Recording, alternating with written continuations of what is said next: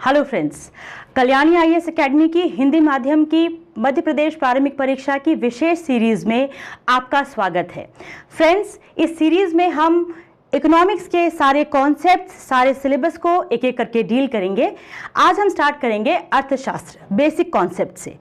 कैसा लगता है सब्जेक्ट आपको अर्थशास्त्र? निश्चित ही कई लोगों को बहुत मुश्किल लगता होगा, लेकिन believe me it is not difficult at all. बिल्कुल मुश्किल नहीं है, प्रोवाइडेड आप उसके कॉन्सेप्ट्स को, उसकी अवधारणाओं को ऐसे समझ लें कि अपनी जीवन में उतार लें। एक्चुअली इकोनॉमिक्स जो है हमारी डे टू डे लाइफ में है, ऐसा कई अर्थशास्त्रियों ने कहा भी है।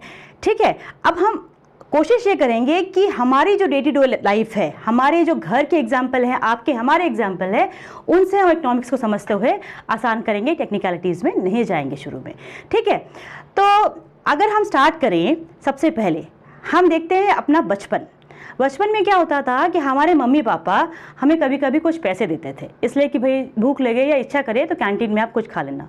कभी आपको 5 रुपये 10 रुपये मिल जाते होंगे, हमें भी मिलते थे। फर्ज कीजिए कि ये जो स्लाइड है, ये क्या दिख रहा है आपको?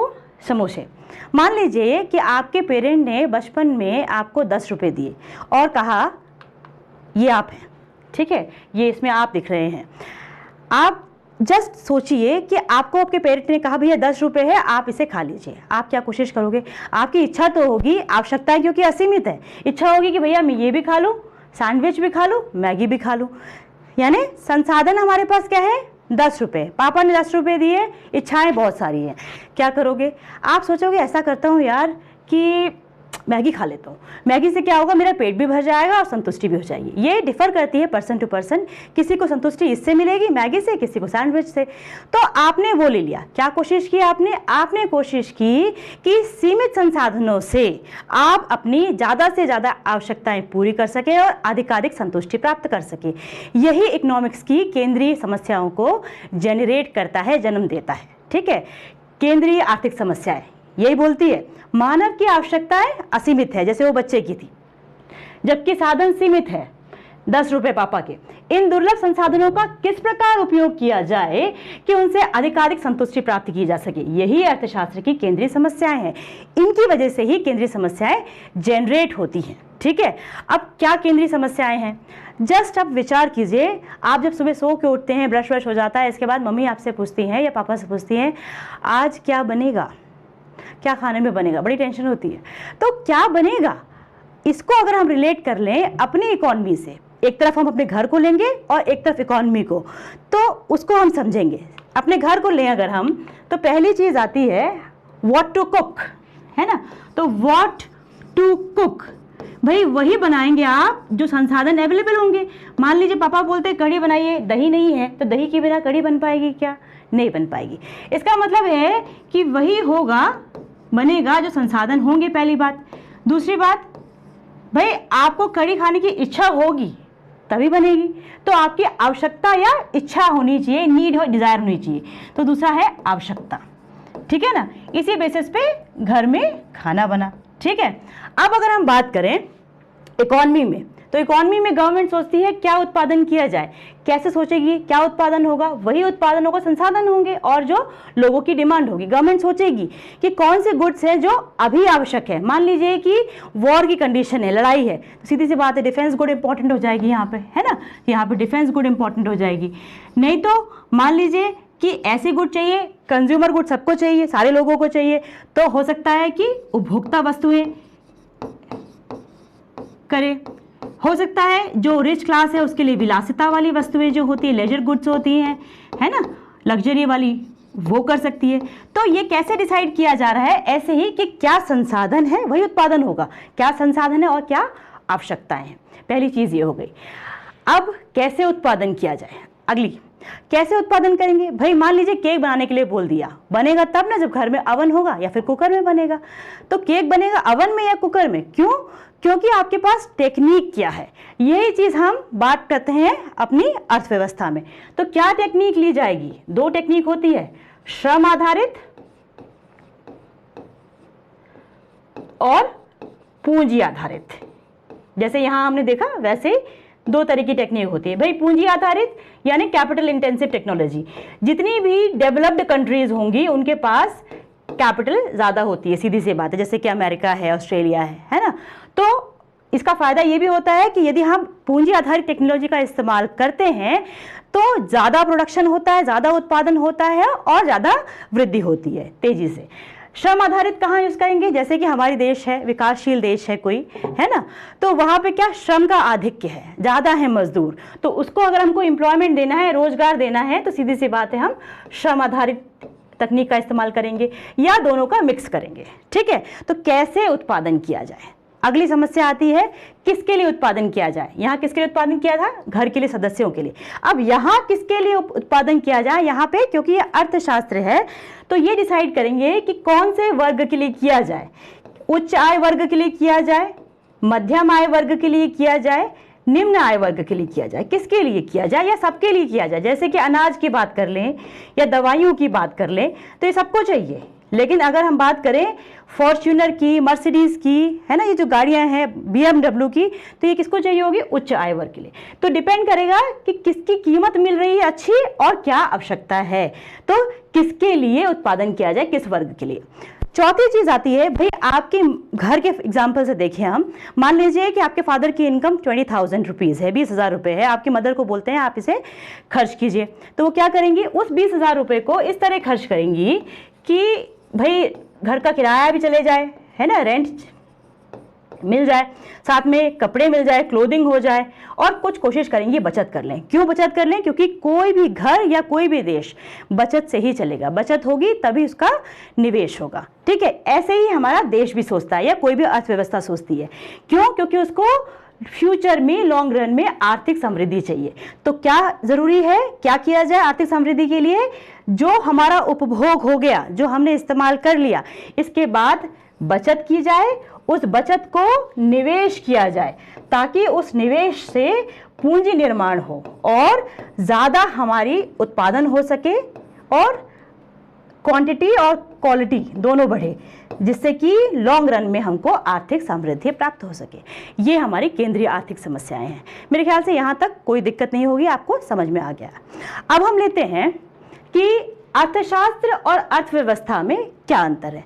देखो, होता ये है कि अर्थशास्त्र जो है एक ऐसी शाखा है जिसमें हम जो वस्तुएं और सेवाएं, उनका उत्पादन, वितरण, विनिमय, एक चीज नहीं है, उपभोग, इन चारों का अध्ययन करते हैं। ठीक है, तो इन चारों चीजों का अध्ययन हम करते हैं अर्थशास्त्र में। उत्पादन क्यों किया जाता है, क्योंकि डिमांड होती है, उपभोग करने के लिए डिमांड करते हैं। मान लीजिए कि ये एक लैंड है, ठीक है, अब इस लैंड में अगर हमको कुछ भी फैक्ट्री है जिसमें प्रोडक्शन करना है, तो फैक्ट्री में प्रोडक्शन के लिए हम लोग क्या करेंगे, अगर प्रोडक्शन करना है तो एक हमको जगह चाहिए, लैंड, है ना, यानी भूमि। ठीक है, भूमि। ऐसे यहाँ पे लेबर लगेगा यानी श्रम। ठीक है, ऐसे यहाँ पे पूंजी का इस्तेमाल करेंगे, जब तक पैसा नहीं लगेगा तब तक मशीनरी नहीं आ पाएगी, है ना, मशीन नहीं आ पाएगी, तो पूंजी। और इस फैक्ट्री को जो चलाएगा उद्यमी या एंटरप्रेन्योर, है ना, उसके बिना होगा नहीं। तो उद्यमी ऐसा व्यक्ति होता है जो रिस्क लेता है। रिस्क इसलिए लेता है कि भैया हो सकता है कि वो फैक्ट्री में चलाए, जो सामान बनाए वो बिके या ना बिके, तो लाभ भी हो सकता है या हानि भी। ठीक है, तो इन सब चीज़ों को हम लोग लेते हैं। अब भूमि का जब इस्तेमाल होता है तो उसके बदले में कुछ मिलेगा ना उसको, तो भूमि के बदले में मिलेगा उसको किराया या रेंट। ठीक है, श्रम के बदले में भी मिलेगा उसको क्या, मजदूरी या आय। ठीक है, पूंजी के बदले में जब आप बैंक से उधार लेते हैं ब्याज, उद्यमी लाभ या हानि। ठीक है ना, तो यहाँ पे उत्पादन हुआ। अब उत्पादन हुआ, उपभोग हुआ, साथ में वितरण क्या है, ये जो अपने फैक्टर्स ऑफ प्रोडक्शन है, उत्पादन के साधन, इनको ये जो मिला यही वितरण में आता है। ठीक है, और एक्सचेंज, ये सारी चीजें आती हैं अर्थशास्त्र में। अब ये हो गया थियोरेटिकल पार्ट। ठीक है, ये थ्योरी हो गई। अब इसके आधार पे हम जो है कुछ पॉलिसीज बनाते हैं अर्थव्यवस्था के लिए। जैसे हम ये एक एग्जाम्पल ले, ये मांग और पूर्ति का कर्व है ये इंटरसेक्ट कर रहा है यहाँ पे, जहाँ पे कीमत का निर्धारण हो रहा है। ये कहती है कि यदि किसी फर्म में किसी चीज़ की मांग बढ़ती है तो अपने आप वहाँ पे कीमत बढ़ जाती है। तो ये तो बात यहाँ पे हो गई। अब यही हम अगर अप्लाई कर लेंगे पूरी इकोनॉमी के लिए तो इसका क्या हो जाएगा, व्यावहारिक प्रयोग। तो सामाजिक व्यवस्था जिसमें इन सभी गतिविधियों, नियम, अवधारणाओं, सिद्धांतों का व्यावहारिक प्रयोग या एप्लीकेशन किया जाता है, वही अर्थव्यवस्था है। ठीक है, अब आते हैं अर्थशास्त्र पे। अर्थशास्त्र मानव की आर्थिक गतिविधियों का अध्ययन। पहले ये बताइए कि गतिविधि क्या होती है। गतिविधि कोई भी एक्टिविटी, दो तरह की गतिविधि होती है, आर्थिक और अनार्थिक। ठीक है, अब आर्थिक गतिविधि में वो होगी जहां पे कोई भी मॉनेटरी ट्रांजैक्शन होगा या पैसे का लेन देन होगा। ठीक है, घर में जो हम एक्टिविटी करते हैं अपनी इच्छा के लिए, अपनी खुशी के लिए, जैसे पेंटिंग हो गई, कुकिंग हो गई, उसको हम आर्थिक गतिविधि में नहीं लेंगे, वो अनार्थिक है। लेकिन अगर वही पेंटिंग हम मार्केट में जाके बेच देते हैं तो वो आर्थिक गतिविधि होती है। ठीक है, तो अर्थशास्त्र वह विषय है जिसके अंतर्गत वस्तु सेवा के उत्पादन, वितरण, विनिमय, या विनिमय भी आएगा, एवं उपभोग प्रक्रिया का अध्ययन करते हैं। ठीक है, अब बात आती है कि अर्थशास्त्र को इंपॉर्टेंस कब मिली। एक्चुअली एडम स्मिथ एक अर्थशास्त्री थे जिन्होंने 1776 में एक बुक लिखी थी, द वेल्थ ऑफ नेशंस। इसका पूरा नाम था an inquiry into the nature and causes of wealth of nation. इस बुक में इन्होंने 3-4 कॉन्सेप्ट्स दिए थे। उसमें से एक कॉन्सेप्ट था नॉन इंटरफेरेंस या लेजर्स फेयर, अहस्तक्षेप की नीति। इनका कहना था कि किसी भी बाजार में मांग और पूर्ति ये दोनों डिसाइड कर लेती है कीमत को। अगर कभी कीमत ऊपर नीचे होती है किसी एक फर्म में या पूरी अर्थव्यवस्था में तो ये अपने आप कर लेती है सब चीज़ें, हमें हस्तक्षेप नहीं करना चाहिए, ऐसा कहा था इन्होंने। नेचुरल लॉ के बारे में बताया और इन्होंने कहा पूंजीवादी अर्थव्यवस्था को सपोर्ट किया कि प्रतिस्पर्धा होगी तो कंपटीशन होगा तो अच्छा रहेगा किसी अर्थव्यवस्था के लिए। इनके आने के बाद अर्थशास्त्र को एक सामाजिक विज्ञान के रूप में अलग से पहचान मिली। यही कारण है कि इनको आधुनिक अर्थशास्त्र का पिता कहा जाता है। ठीक है, अब हम आते हैं अर्थशास्त्र की परिभाषा के संबंध में विद्वानों के मत के बारे में। अलग अलग विद्वानों ने अलग अलग मत दिया है। एडम स्मिथ साहब का कहना था कि अर्थशास्त्र धन का विज्ञान है ना, उनका कहना था अर्थशास्त्र धन का विज्ञान है। इनका पूरा जो कंसंट्रेशन था वो धन पे था। इनका कहना था जो भी डील करते हैं जहां भी अर्थ होता है, नाम ही बोल रहा है अर्थशास्त्र, वो अर्थशास्त्र है। लेकिन ये काफी हम कह लें संकुचित थी विचारधारा। बाद में अल्फ्रेड मार्शल आए, इन्होंने कहा कि मान लेते हैं कि अर्थशास्त्र में हम धन का अध्ययन करते हैं, पर धन जो है वो क्यों कमाया जाता है, मनुष्य के लिए। तो एक्चुअली देखा जाए तो अर्थशास्त्र मनुष्य के व्यवहार का अध्ययन है। ठीक है, इसे ब्रॉड किया। इनका जो अर्थशास्त्र था, इनकी डेफिनेशन थी वो कल्याणकारी अर्थशास्त्र में आती है। यहाँ पे इंपॉर्टेंस इन्होंने मनुष्य को दी और बढ़ाया रॉबिन्स ने। रॉबिन्स का कहना था कि अर्थशास्त्र एक विज्ञान है जो मानव व्यवहार, हमने मानव व्यवहार पढ़ा था, वो समोसा, बच्चा, अधिकारिक संतुष्टि की इच्छा, है ना, मानव व्यवहार तथा उसकी आवश्यकताओं, इच्छाओं और उपलब्ध संसाधन, वही 10 रुपए के वैकल्पिक प्रयोग के बीच संबंध का अध्ययन करता है। वैकल्पिक प्रयोग जैसे हम बात करें, क्या किसी भी इकोनॉमी में या अपने यहाँ इलेक्ट्रिसिटी या विद्युत जो है वो अनलिमिटेड है, असीमित है? नहीं है तो क्या करना पड़ेगा हमें, उसका वैकल्पिक प्रयोग। हमें सोचना पड़ेगा सोलर एनर्जी के बारे में। पेट्रोल के लिए, पेट्रोल क्योंकि असीमित नहीं है, डीजल नहीं है, तो सीएनजी या और हमको अलग अलग चीज़ें सोचनी पड़ेंगी, तो यह वैकल्पिक प्रयोग है। तो इस तरह से अलग अलग विचारधाराएं मत रहे अर्थशास्त्र के। ठीक है, अब हम देते हैं आर्थिक क्रियाएं। हमने शुरू में ही देखा आर्थिक क्रियाएं क्या क्या होती हैं, उत्पादन, उपभोग, विनिमय, वितरण, राजस्व भी एक है। प्रमुख आर्थिक क्रियाएं हैं जिन्हें अर्थशास्त्र का प्रधान अंग कहते हैं। मान लीजिए पहले लेते हैं हम उत्पादन का। ठीक है, उत्पादन क्या है, देखिए जो भी ऐसी वस्तुएं हैं जो हमें प्रकृति से प्राकृतिक रूप में मिल रही है, उनका जब हम दोहन करते हैं और उसकी उपयोगिता में वृद्धि करते हैं, उसे ही हम उत्पादन कहते हैं। फॉर एग्जाम्पल हम ले लेते हैं कि यहाँ हमारे पास ये एक लकड़ी के गट्ठर है। ठीक है, अब लकड़ी का ये गट्ठर है, इस गट्ठर की उपयोगिता उतनी रहेगी क्या? अगर हम इसी लकड़ी के गट्ठर से बना ले यहाँ पे डाइनिंग टेबल और चेयर, ठीक है, तो क्या होगा, इसकी यहाँ पे वैल्यू बढ़ जाएगी, उपयोगिता बढ़ जाएगी। जब उपयोगिता बढ़ जाएगी तो नेचुरल है उसकी मूल्य में वृद्धि भी हो जाएगी। ये उत्पादन है। उत्पादन के बाद आता है उपभोग। उपभोग क्या है, हमारी जो भी आवश्यकताएं हैं, है ना, उनके लिए वस्तुओं और सेवाओं की जो पूर्ति होती है या उपभोग करते हैं, कंज्यूम करते हैं, वही कंजम्पशन है। ठीक है। देन विनिमय, विनिमय दो तरह का होता है। देखो, एक पुराने ज़माने में हम देखें तो पहले तो सबकी इच्छाएं, जो प्रिमिटिव मैन था उसकी इतनी इच्छाएं नहीं थी, धीरे धीरे जो है बढ़ती गई। तो उस समय प्रिमिटिव मैन के बाद क्या हुआ, बार्टर सिस्टम था। एक वस्तु ली, उसके बदले में दूसरी दे दी, गेहूं के बदले में चावल, ऐसे करके करते थे। लेकिन बाद में जो है हमारा जब सिस्टम बनने लगा तो धीरे धीरे कैश आया, मनी आई, फिर प्लास्टिक मनी आई, है ना, हमारा क्रेडिट कार्ड, डेबिट कार्ड, ये हम लेंगे अलग से पब्लिक फाइनेंस में। ठीक है, तो ये सब चीज़ें आने लगी, ये था बार्टर सिस्टम। बाद में आ गई हमारा मौद्रिक विनिमय। तो जहाँ पे भी हम वस्तुओं और सेवाओं का क्रय विक्रय करते हैं, खरीद फरोख्त करते हैं, वही विनिमय है। और वितरण, वितरण मैंने आपको अभी बताया कि किस तरह से उत्पादन के साधन होते हैं, उनका प्रयोग होता है, उनके बदले में उनको प्रतिफल प्राप्त होता है, वही हमारा जो है वितरण है। वितरण में हम उत्पादन के साधन जो सहयोग करते हैं, उनके बदले में उनको जो आय देते हैं, जो बांटते हैं, वही वितरण है। और आखिरी है राजस्व। राजस्व में हम सारी चीजें लेंगे, जैसे बजट में एक साइड होता है रिसिप्ट साइड और एक साइड होता है एक्सपेंडिचर साइड। तो एक तरफ से हमको मिल रहा है, अलग अलग सेक्टर से हमको प्राप्त होती है इनकम, और उस इनकम को हम अलग अलग क्षेत्र के लोगों पे, है ना, वेलफेयर के लिए बांटते हैं। वो सारी इनकम, लोक व्यय, लोक आय, और अगर कम पड़ता है पैसा हम लोग डेट लेते हैं, है ना, ऋण लेते हैं, जिसे पब्लिक डेट कहते हैं। ये सारी समस्याएं जो हैं इसको हम पढ़ते हैं राजस्व में। ठीक है। अब आते हैं हम लोग आर्थिक क्रियाओं के उद्देश्य से किसमें बांटते हैं इकोनॉमिक्स को। 1933 में रैगनर फ्रेश ने अर्थशास्त्र को दो भाग में बांटा था, व्यष्टि अर्थशास्त्र और समष्टि अर्थशास्त्र। व्यष्टि जैसा नाम ही बोल रहा है, माइक्रो नाम बोल, माइक्रो का मतलब होता है सूक्ष्म। ठीक है। हम अपने घर का एग्जाम्पल लें यहाँ फिर से, जैसे मैंने बताया कि यदि हम एक व्यक्ति की स्टडी करें, एक व्यक्ति का लें, फर्म का लें, ठीक है, या एक गृहस्थ का लें, तो वो किस में आएगा, व्यष्टि अर्थशास्त्र में। ये पूरी इकोनॉमी को ले लें, वह स्तर पे ले लें, तो वो क्या आएगा, समष्टि अर्थशास्त्र में। एक एग्जाम्पल लेते हैं, अगर एक क्लास में हम बोल रहे हैं कि बहुत सारे बच्चे हैं, उन बच्चों के एक एक बच्चे से मैं पूछूं कि आपके पिताजी की आय क्या है, तो ये सिंगल इंडिविजुअल ले रहे हैं, तो वो आ जाएगा हमारा माइक्रो इकोनॉमिक्स में। लेकिन अगर मैं ऐसा कहूं कि जितने भी बच्चे क्लास में हैं उनके फादर की इनकम का एवरेज ले लें, क्या है, तो वो आएगा समष्टि अर्थशास्त्र में। ठीक है। तो ये जो है ये छोटा रूप है, इसे हम वर्म्स आई व्यू भी कहते हैं, ये इंपॉर्टेंट है ना। इसे हम बर्ड्स आई व्यू भी कहते हैं। वर्म मतलब कीड़ा, ठीक है ना। जैसे एक कीड़ा होता है, धरातल है, तो वो क्या करता है, यहाँ सारी चीज़ों को बहुत बारीकी से देखता है, क्लोज देखता है, सिंगल सिंगल चीज़ों को देख सकता है। ठीक है।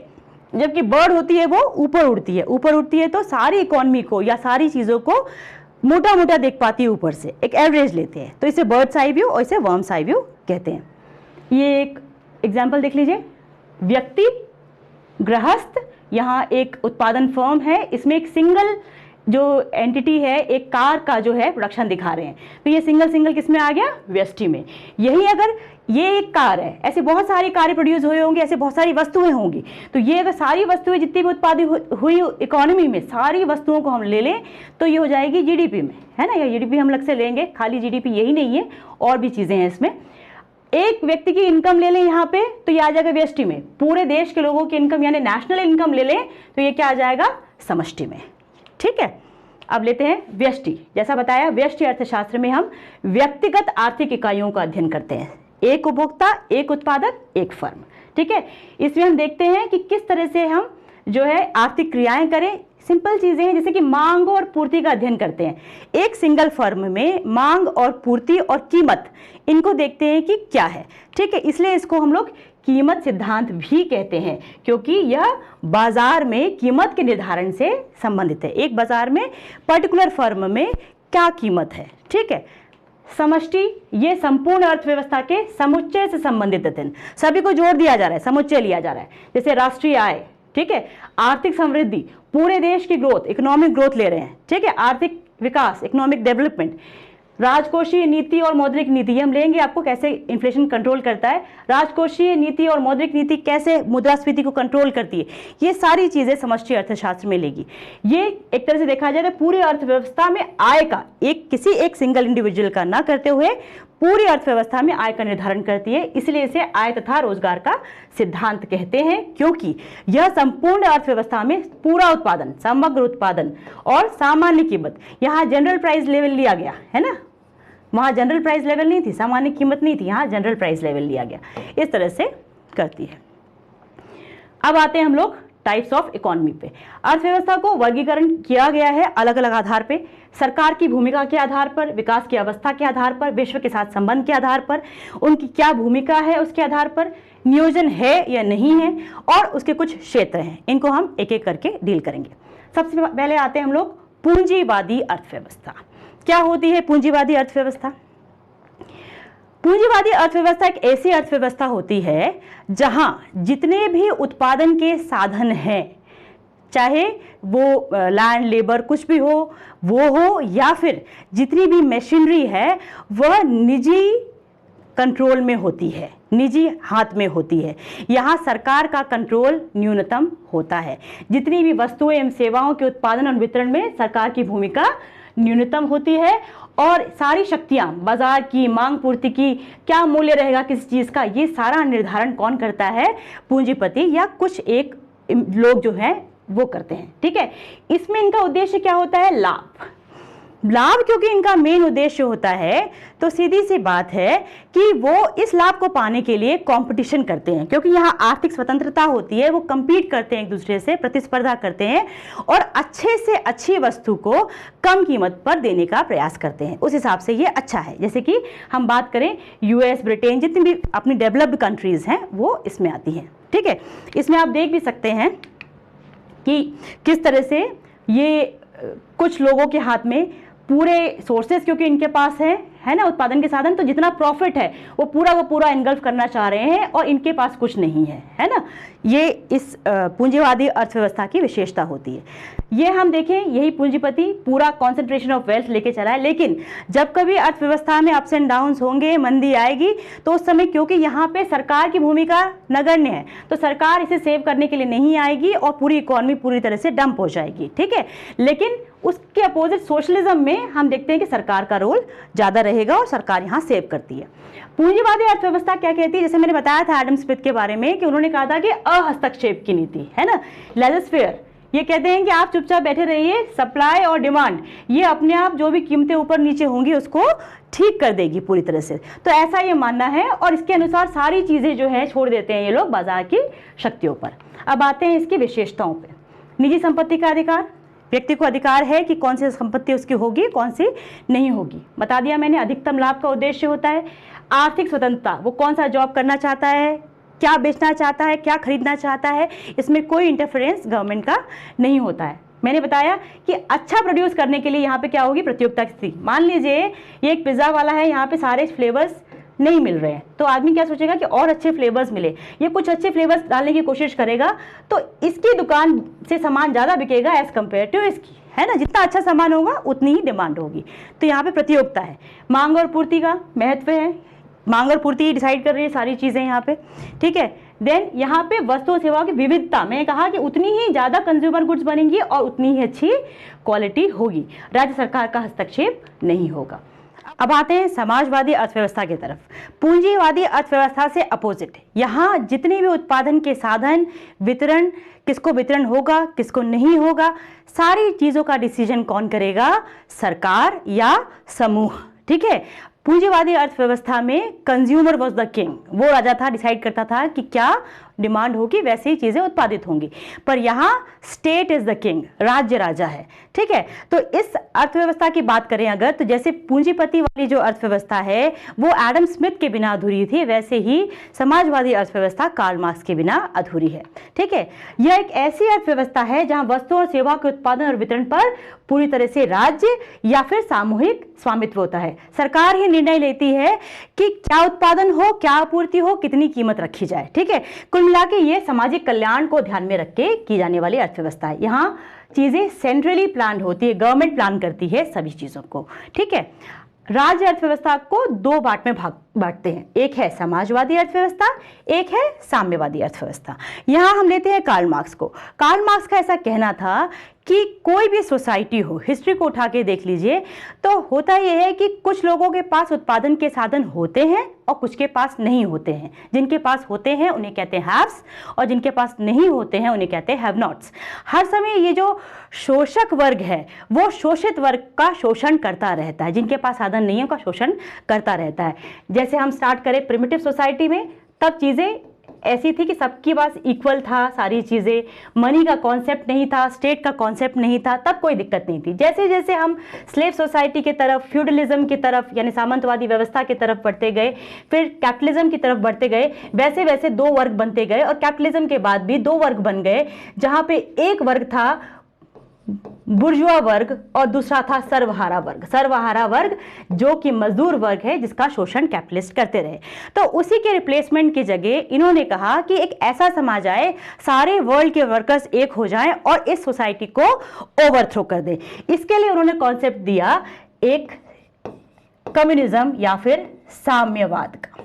ठीक है, इनका ये कहना था कि धीरे धीरे जो है सब वर्ल्ड के वर्कर्स एक हो जाएंगे और जब ये यहाँ पे स्टेट आ जाएगा कुछ समय के लिए, जब स्टेट आएगा तो उसको कहेंगे हम लोग समाजवाद। कुछ समय के लिए स्टेट किससे बनेगा, इसमें समूह किसका होगा, ये जो शोषित वर्ग है उनका होगा। ये शोषित वर्ग आ जाएगा, सारी व्यवस्था समाज की ठीक हो जाएगी, क्योंकि अब शोषक वर्ग रह ही नहीं जाएगा तो फिर स्टेट की भी आवश्यकता नहीं रहेगी। इसलिए उन्होंने कॉन्सेप्ट दिया withering away of the state, यानी राज्य का तिरोहित होना। ठीक है, इसके साथ में धीरे धीरे ये साम्यवाद आ जाएगा, ऐसा इन्होंने कार्ल मार्क्स ने कहा। अब लेते हैं इनकी बारीकियों पे। जो समाजवादी अर्थव्यवस्था है वो समाज में सभी साधनों के वितरण की बात करती है, इक्वलाइजेशन की बात करती है, लेकिन ये बात करती है स्टेट की, राज्य की। ये बोलती है स्टेटलेस सोसाइटी, यानी ये राज्य विहीन। ठीक है, यहाँ राज्य नहीं होगा, अपने आप चीजें चलेंगी। ये बेसिक डिफरेंस है। इसके अलावा यह कहता है समाजवादी अर्थव्यवस्था प्रत्येक से उसकी क्षमता अनुसार कार्य, क्षमता अनुसार जितनी क्षमता हो, जिसमें जितनी कैपेसिटी हो, कोई यंग हो ज्यादा काम करवा लो, कोई हैंडीकैप है कम काम करवा लो, जैसा हो उस हिसाब से काम करवा लो, पर उसके कार्यानुसार लाभ। जैसा काम करेगा वैसा लाभ। यदि कोई व्यक्ति 10 घंटे काम कर रहा है और एक व्यक्ति बोलता है, एक्स व्यक्ति बोल रहा है 10 घंटे काम कर रहा है, वाई व्यक्ति 8 घंटे काम कर रहा है, बोल रहा है मुझे आराम करना है, तो जो व्यक्ति ज्यादा काम कर रहा है उसको ज्यादा लाभ दिया जाए, जो कम कर रहा है उसे कम लाभ दिया जाए। इसीलिए कहीं ना कहीं ये आर्थिक असमानता को कुछ स्तर तक, ऐसा नहीं है सबको अपॉर्चुनिटीज नहीं मिलेंगी, अपॉर्चुनिटी सबको मिलेंगी, लेकिन फिर भी कहीं ना कहीं आर्थिक असमानता की बात ये करता है। लेकिन हम अगर बात करें साम्यवादी अर्थव्यवस्था की तो ये कहती है प्रत्येक व्यक्ति से क्षमता अनुसार कार्य तो लें, पर प्रत्येक को उसकी आवश्यकता अनुसार प्रतिफल दे, जैसी जिसकी आवश्यकता हो उसके अनुसार प्रतिफल दे। अगर बात करें समाजवादी अर्थव्यवस्था में तो एग्जाम्पल है अपना यूएसएसआर, है ना, पूर्व का रशिया। और साम्यवादी अर्थव्यवस्था की बात करें तो 1985 के पहले जो चीन की आर्थिक अर्थव्यवस्था थी, अर्थव्यवस्था मानी जाती है साम्यवादी अर्थव्यवस्था। आज की तारीख में पूरी तरह से कोई भी अर्थव्यवस्था साम्यवादी नहीं है, क्योंकि कोई ऐसी कंट्री नहीं है जहां पे मनी का कॉन्सेप्ट नहीं हो। कुछ छोटे मोटे लेवल पे हो सकती है पर कोई कंट्री एज स्पेसिफिक नहीं है। ठीक है, अब बात करते हैं यहाँ पे इस स्लाइड में। देखिए, जैसा मैंने बताया समाजवादी विचारधारा में सरकार इंपॉर्टेंट होती है, सरकार ही राजा होती है। यह डिसाइड करती है कि किसकी क्या इच्छाएं, आवश्यकताएं, संसाधन, कितनी प्रतिस्पर्धा होगी, सब निर्धारण सरकार करती है। सरकार का नियंत्रण होता है सभी उत्पादन के साधनों पर। सरकार के पास सभी चीजों का स्वामित्व होता है, वस्तुओं का, और सरकार ही उन वस्तुओं को वापस मजदूरों को या फिर अन्य लोगों को देती है। ठीक है, क्लियर है? जैसे हम एग्जांपल्स देख ले सारे, इसमें उत्पादन के साधनों पर सामूहिक स्वामित्व है, देख चुके हम पहले भी। केंद्रीकृत नियोजन है, गवर्नमेंट प्लान कर रही है सेंट्रली। आर्थिक विषमताओं में कमी, ये बहुत अच्छी चीज़ है, इसीलिए इसको जो है लिया जाता है। होता यह है कि क्योंकि इसका टेंडेंसी है वेलफेयर की, कल्याणकारी, इसलिए आर्थिक विषमताएं या फिर जो हम वर्ग संघर्ष कहते हैं उसकी समाप्ति हो जाती है। यहाँ पर राज्य और सरकार की भूमिका व्यापक होती है। ठीक है, अब आते हैं हम लोग मिश्रित अर्थव्यवस्था पे। मिश्रित अर्थव्यवस्था क्या है?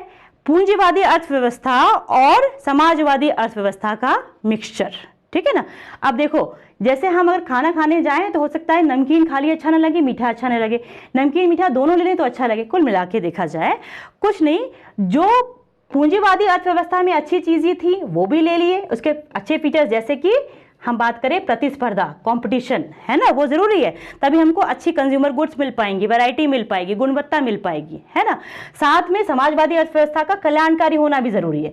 तो इस मिश्रित अर्थव्यवस्था में यह किया गया कि जो ऐसे सेक्टर्स हैं जहां हमको जरूरी है गवर्नमेंट का कंट्रोल, जैसे डिफेंस हो गया, लॉ एंड ऑर्डर हो गया, वहां गवर्नमेंट कंट्रोल करेगी, और जो निजी क्षेत्र हो गए, कंज्यूमर गुड्स जहां होती है वहां पे निजी क्षेत्र अपना कार्य करेंगे, लेकिन कुल मिला के नियामक के रूप में जो है सरकार काम करेगी। ठीक है, अब प्रश्न आता है कि मिश्रित अर्थव्यवस्था से जुड़ा कौन सा अर्थशास्त्री है। जैसे पूंजीवादी अर्थव्यवस्था में एडम स्मिथ, समाजवादी में कार्ल मार्क्स, ऐसे ही मिश्रित अर्थव्यवस्था में हम नाम लेते हैं कीन्स का। हुआ ये कि 1929-30 में एक आर्थिक मंदी आई, इसे कहते हैं महामंदी। ये स्टार्ट हुई यूएसए से, अमेरिका से।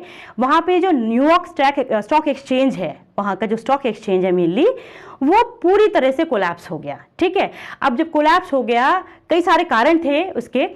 कोलैप्स होने की वजह से निवेश होना बंद हो गया। निवेश होने जब बंद हो गया तो क्या होगा, सीधी सी बात है, नई चीजें जनरेट नहीं होंगी, लोगों को एम्प्लॉयमेंट खत्म हो जाएगा। ऐसी स्थिति आ गई कि रोजगार जो है एकदम खत्म हो गया।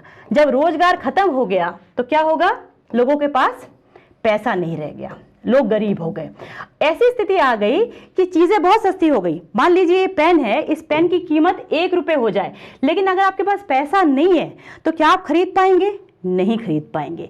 ऐसा ही हुआ वहां पे। तो चीजें सस्ती हो गई, लेकिन क्योंकि लोगों के पास पैसा नहीं था, क्रय शक्ति नहीं थी, तो लोग ऐसी स्थिति में खरीदने नहीं लगे। जब खरीदने नहीं लगे तो पूरी इकॉनमी जो है पूरी तरह से डंप हो गई। ठीक है, नीचे चली गई। ऐसे टाइम पे केन्स जो थी, उन्होंने ये संकल्पना दी, जॉन मेनार्ड कीन्स ने, कि हम ऐसा करें कि dig the well and fill it again, गड्ढा खोदें एंड फिर से उसको भर दें। इससे कुछ एक्टिविटी नहीं हुई, लेकिन इसके बदले में अगर हम यानी गवर्नमेंट लोगों को पैसा देगी तो उनके हाथ में क्रय शक्ति आएगी। क्रय शक्ति होगी तो वो डिमांड करेंगे। जब किसी चीज़ की डिमांड होगी तभी तो सप्लाई होगी, है ना। बिना डिमांड के तो सप्लाई होने का मतलब ही नहीं है। और इस तरह से धीरे धीरे इकॉनमी ठीक हो जाएगी। इस तरह से हमारे आए केन्स। प्रोफेसर हेंसन ने कहा है कि मिश्रित अर्थव्यवस्था क्या है, दोहरी अर्थव्यवस्था है। दोहरी है ही, यहाँ पे दोनों चीजें हैं, पब्लिक सेक्टर का रोल भी है और प्राइवेट सेक्टर का रोल भी है। ये मैंने आपको बता ही दिया कि कुछ आधारभूत और महत्वपूर्ण जो आर्थिक गतिविधियां हैं, जिम्मेदारी केंद्र सरकार या राज्य सरकार लेती है, बाकी हम बाजार के निजी समूह पर छोड़ देते हैं, लेकिन सरकार फिर भी एक विनियामक के रूप में अपना नियंत्रण बनाए रखती है। इसमें सार्वजनिक और निजी क्षेत्र दोनों साथ साथ रहेंगे। आर्थिक नियोजन होगा, प्लानिंग होगी, सरकार नियामक के रूप में काम करेगी, लोगों को स्वतंत्रता रहेगी व्यक्तिगत, वो क्या खाना चाहते हैं, क्या पहनना चाहते हैं, क्या जॉब चाहते हैं, ये सारी चीज़ें उनको छूट है, जबकि समाजवादी अर्थव्यवस्था में ऐसी छूट नहीं मिलती। अब आते हैं कि मिश्रित अर्थव्यवस्था को हमने क्यों अपनाया, कारण था इसके पीछे। जब भारत आज़ाद हुआ तो जो उसकी स्थिति थी आर्थिक, वो बहुत बेकार थी, क्योंकि ब्रिटिश राज इतना लंबा रहा और इतना शोषण वाला रहा कि सोने की चिड़िया कहलाने वाला भारत पूरी तरह से खत्म हो चुका था इकोनॉमिकली। ऐसे समय पे जो पूंजीपति वर्ग था या जमींदार वर्ग था, उनके पास सारे उत्पादन के साधन थे, वो अमीर थे। तो ऐसी स्थिति में गवर्नमेंट ये चाहती थी कि उन लोगों का सहयोग लेते हुए हम लोगों के बीच में जो आर्थिक असमानता है उसको दूर करें। इसीलिए जो है मिश्रित अर्थव्यवस्था को अपनाया गया। साथ में एक कारण और था, हम नहीं चाहते थे कि किसी भी एक गुट में हम लोग जुड़ जाएं, ये भी एक रीजन था। ठीक है, अब इसके 3 रूप हो सकते हैं मिश्रित आर्थिक प्रणाली। हमने पढ़ा पूंजीवादी। यदि किसी आर्थिक प्रणाली में, मिश्रित आर्थिक प्रणाली में कैपिटलिज्म का असर ज्यादा होगा तो हम कहेंगे उसको मिश्रित बाजार प्रणाली। देखो यहाँ मिश्रित के हाथ में बाजार शब्द है। ठीक है, अगर मिश्रित वाले में नियोजित शब्द आ रहा है, नियोजित मिश्रित अर्थव्यवस्था में प्लान्ड इकोनॉमी आ रही है, यानी यहाँ पे राज्य की भूमिका ज्यादा होगी। और तीसरी होती है उदारवादी व्यवस्था, इसे बाजार प्रधान नियोजित मिश्रित अर्थव्यवस्था। यहाँ दोनों चीजें हैं, नियोजित भी है और बाजार भी है, इसमें दोनों चीजें साथ साथ काम करेंगी। हम लोग देखें तो 1991 के बाद हमने LPG, लिबरलाइजेशन, प्राइवेटाइजेशन और ग्लोबलाइजेशन, ये अपना लिया और धीरे धीरे PPP मॉडल पे काम कर रहे हैं। अब आते हैं विश्व की अर्थव्यवस्था का वर्गीकरण वर्ल्ड बैंक जो करता है। वर्ल्ड बैंक हर वर्ष के जुलाई माह में वर्गीकरण करता है। 2020-21 का के लिए ये डेटा है, जिसमें आधार वर्ष लेते हैं 19 के जो मूल्य हैं उसके आधार पे किया जाता है। इसमें जो है अर्थव्यवस्थाओं को डिवाइड किया गया 3 पार्ट्स में। एक निम्न आय वर्ग अर्थव्यवस्था है, एक मध्यम आय वर्ग अर्थव्यवस्था है और उच्च आय वर्ग अर्थव्यवस्था है। जैसे किसी कंट्री में होता है, यही वर्ल्ड लेवल पे कर दिया गया है। अब जिस भी अर्थव्यवस्था में प्रति व्यक्ति सकल राष्ट्रीय आय $1035 या उससे कम है, उसको हम कहते हैं अल्प विकसित या निम्न आय वर्ग व्यवस्था। जैसे जितनी भी अफ्रीकन कंट्रीज हैं जो अभी डेवलपमेंट में बहुत पीछे है, अंडर डेवलप्ड है, जैसे कि चाड, नाइजर, सोमालिया, बुरुंडी, ये सारी कंट्रीज इसमें आएंगी। जो उच्च आय वर्ग में है वो सबसे किनारे में आएंगी और बीच वाले हैं मध्यम आय वर्ग। इस मध्यम आय वर्ग को भी सुविधा के लिए 2 पार्ट्स में बांटा गया है।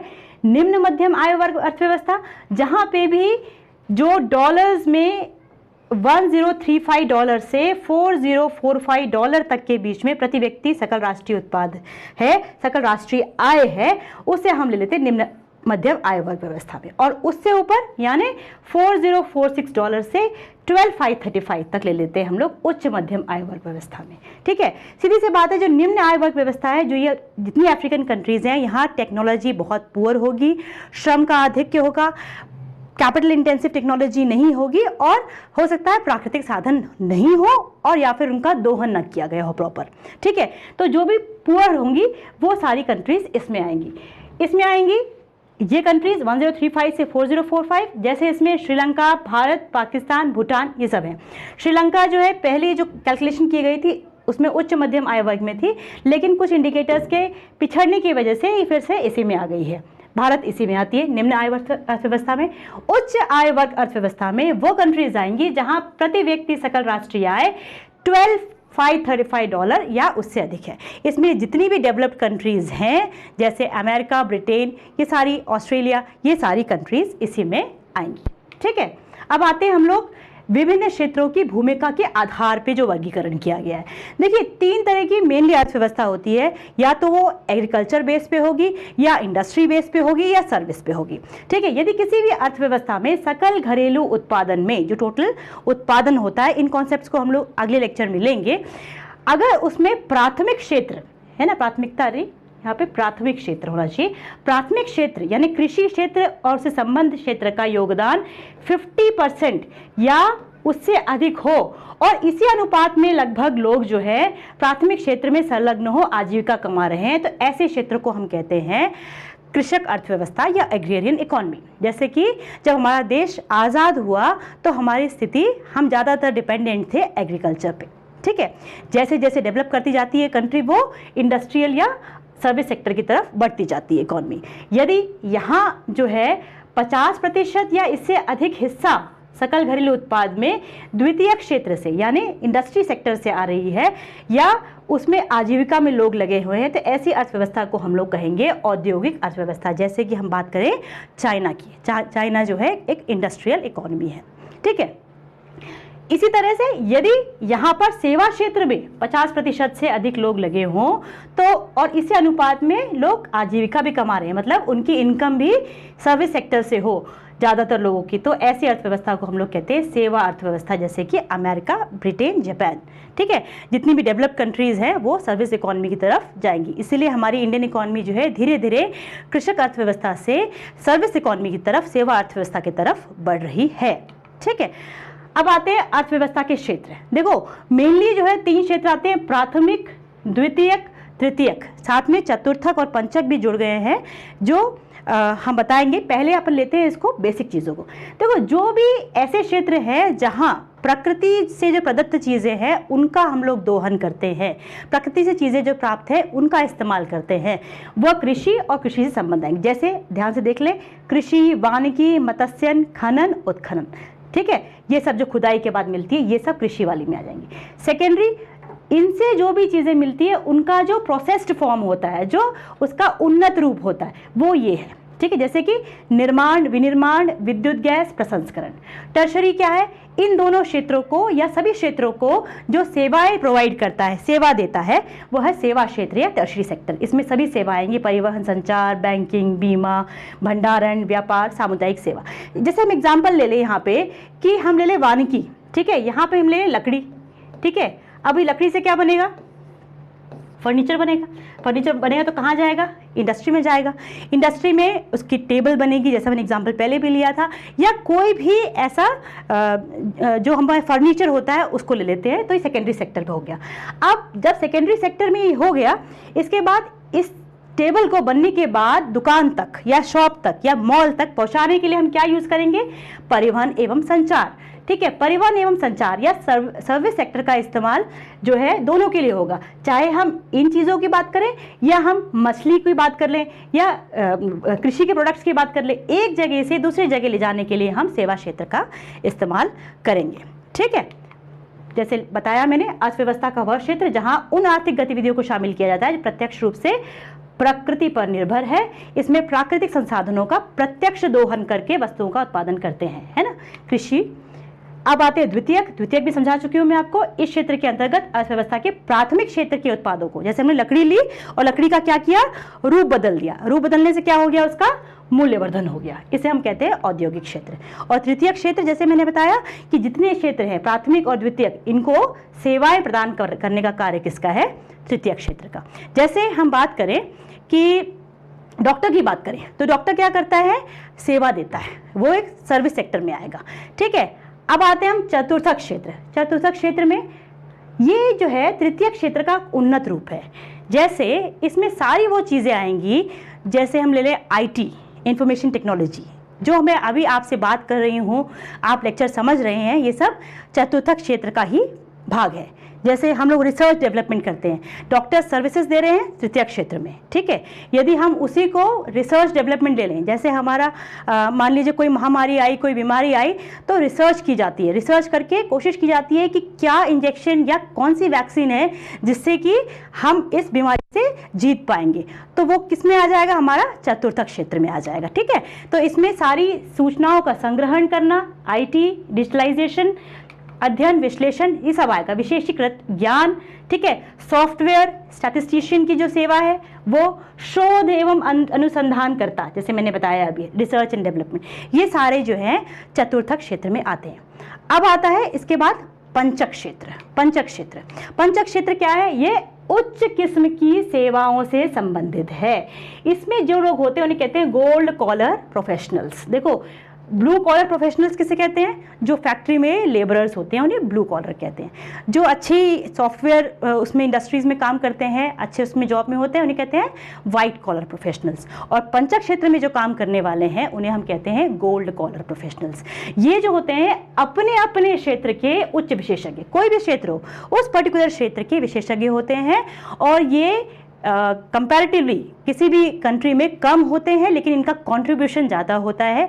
अपने अपने क्षेत्र की ये लोग नॉलेज देते हैं गवर्नमेंट, और गवर्नमेंट इसके बेसिस पे निर्णय लेती है किसी भी क्षेत्र का, संबंधित क्षेत्र का। ठीक है, इसमें सरकारी अधिकारी, कंपनियां, व्यवसाय के उच्च प्रबंधक, शोधकर्ता, वैज्ञानिक, ये सभी इसमें कानूनी सलाहकार वगैरह आते हैं। तो ये हो गए हमारे 5 इंपॉर्टेंट क्षेत्र। ठीक है, अब आते हैं विश्व के साथ संबंधों के आधार पर। देखिए, संबंध क्या, दूसरी कंट्री के साथ कैसे संबंध है आपके, निर्यात आयात हो रहा है या नहीं हो रहा है। जहां निर्यात आयात और ट्रेड वाले संबंध रहेंगे तो हम उसे कहेंगे खुली अर्थव्यवस्था। ठीक है, और जहां नहीं होंगे उन्हें हम कहेंगे बंद अर्थव्यवस्था, जहां आयात निर्यात नहीं होगा। ठीक है, आज की स्थिति में हम देखें तो ज़्यादातर जितनी भी अर्थव्यवस्थाएं हैं वो खुली अर्थव्यवस्थाएं हैं।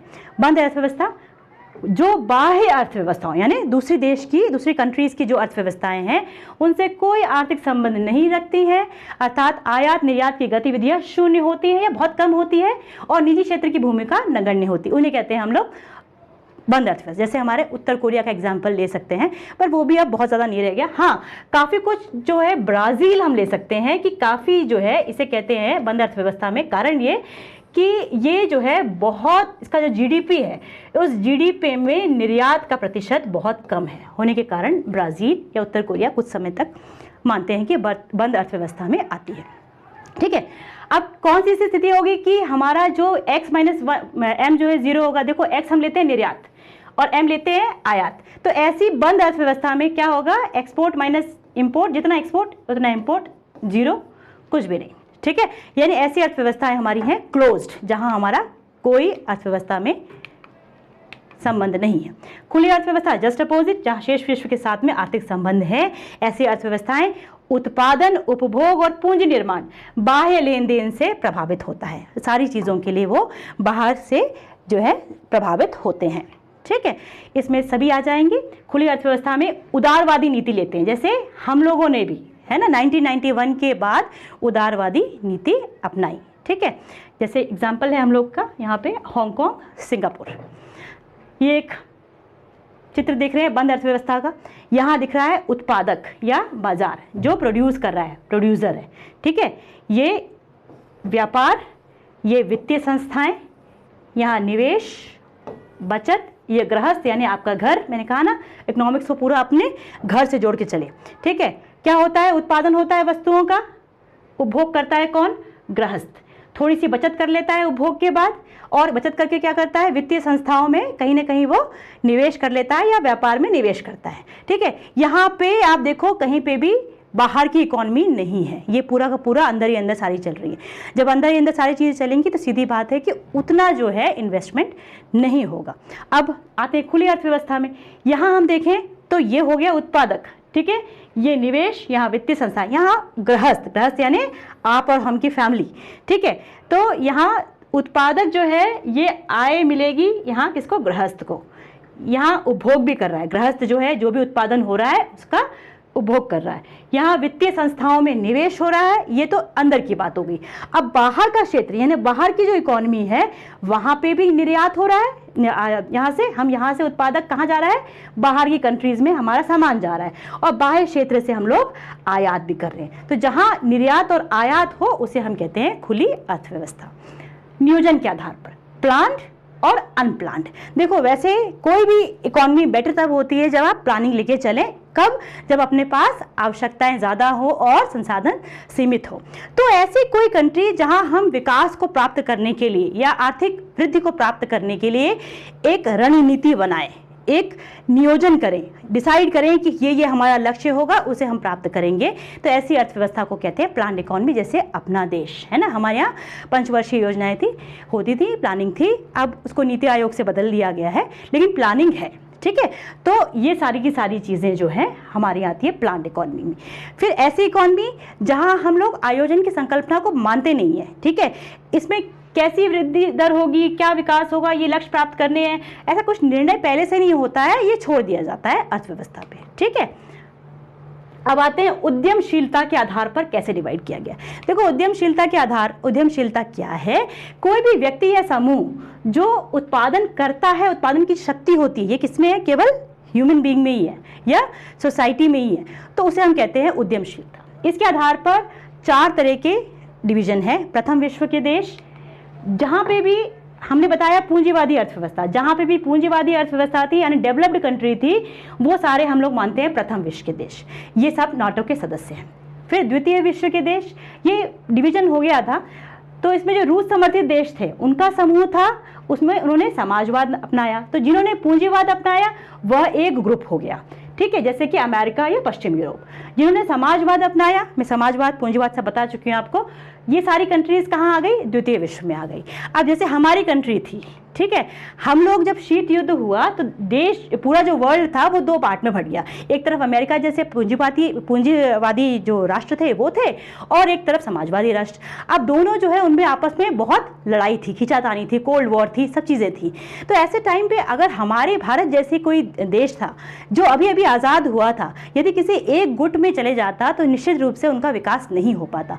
तो ऐसे देशों ने ये डिसाइड किया, क्योंकि हम अभी अभी स्वाधीन हुए हैं, हम हथियार की दौड़ में नहीं जा सकते हैं, तो दोनों राष्ट्रों का समर्थन न करते हुए उन्होंने गुट निरपेक्षता की स्थापना की। हम किसी भी गुट में नहीं हो, और इन्हीं को कह दिया गया तृतीय विश्व के देश, जैसे कि भारत, दक्षिण अफ्रीका, दक्षिण अमेरिका, जितनी भी कंट्रीज हैं ये सब।